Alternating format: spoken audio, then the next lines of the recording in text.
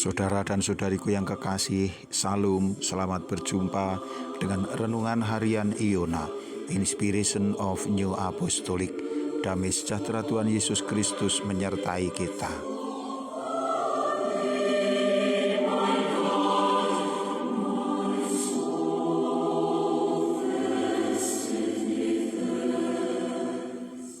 Kita membaca firman Tuhan dari Injil Matius pasal 8 ayat 7 sampai dengan 8. Yesus berkata kepadanya, "Aku akan datang menyembuhkannya."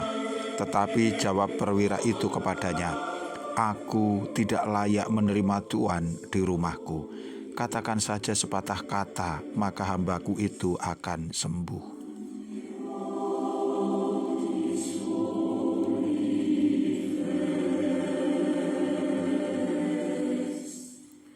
Saudara dan saudariku yang kekasih, dengan segera maksud kedatangan perwira Kapernaum kepada Yesus dapat dimengerti oleh Tuhan. Maka kemudian Tuhan mengatakan bahwa Tuhan berkenan untuk datang ke rumah perwira itu guna menyembuhkan hambanya yang sakit. Inilah berita yang ditunggu-tunggu perwira itu, bahwa apa yang menjadi permohonannya agar hambanya yang sakit, lumpuh, disembuhkan akan segera menjadi kenyataan. Namun kini ada persoalan lain. Ia merasa dirinya tidak layak untuk menerima Tuhan di rumahnya.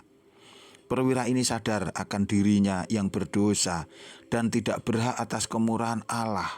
Tampak sekali ia berhati-hati dalam menempatkan diri di hadapan Allah. Maka ketika Yesus berkenan untuk datang ke rumahnya, ia buru-buru menyampaikan kegundahan hatinya dengan mengatakan, "Aku tidak layak menerima Tuhan di rumahku."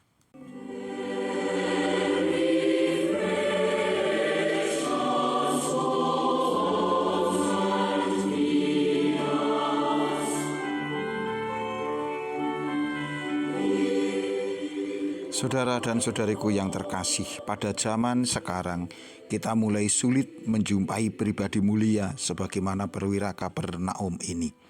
Yesus sendiri sangat terkesan dengan sikap hati perwira itu, dan Tuhan mengatakan, "Sesungguhnya iman sebesar ini tidak pernah aku jumpai pada seorang pun di antara umat Israel." Padahal kita tahu umat Israel adalah umat pilihan. Namun justru di luar Israel lah Tuhan mendapati iman yang kuat dan kokoh dalam diri perwira dari Kapernaum itu. Kalau kita mau jujur dan teliti melihat fenomena gaya hidup orang pada zaman sekarang, termasuk diri kita akan mendapatkan beberapa keadaan sikap hidup orang yang sungguh berlawanan dengan sikap hati perwira Kapernaum itu, di mana orang tidak suka untuk merendahkan diri, melainkan selalu berusaha mencari puji-pujian. Dalam media sosial kita akan mendapati bagaimana orang mengaktualisasi diri mereka dengan berbagai cara.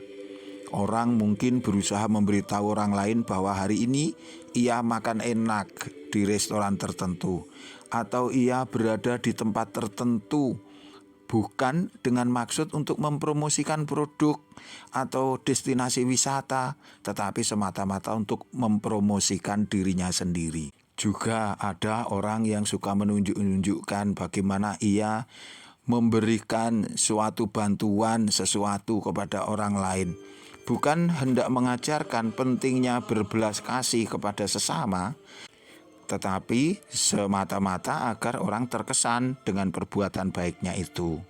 Ini berbeda dengan sikap hati perwira Kapernaum. Ia sebenarnya memiliki hati yang mulia. Bahkan Tuhan Yesus sendiri berkenan kepadanya. Namun perwira ini tidak serta-merta berbangga hati dan ingin menunjukkan bahwa Tuhan berkenan kepada dia. Tetapi justru ia menjadi semakin rendah hati. Tak ada sama sekali keinginan untuk menyanjung dirinya sendiri, tetapi justru ia mengakui kekurangannya dengan berkata, "Tuhan, aku tidak layak menerima Tuhan di rumahku."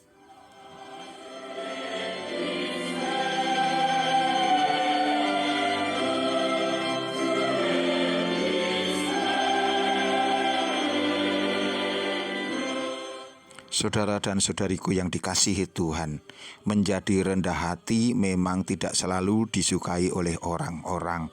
Namun Rasul Paulus mengajar agar setiap orang tidak mencari keuntungannya sendiri atau puji-pujian yang sia-sia. Sebaliknya, hendaklah dengan rendah hati yang seorang menganggap yang lain lebih utama daripada dirinya sendiri.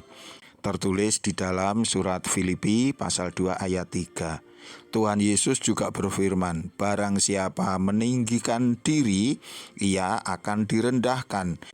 Dan barang siapa merendahkan diri, ia akan ditinggikan. Tertulis di dalam kitab Matius 23 ayat 12.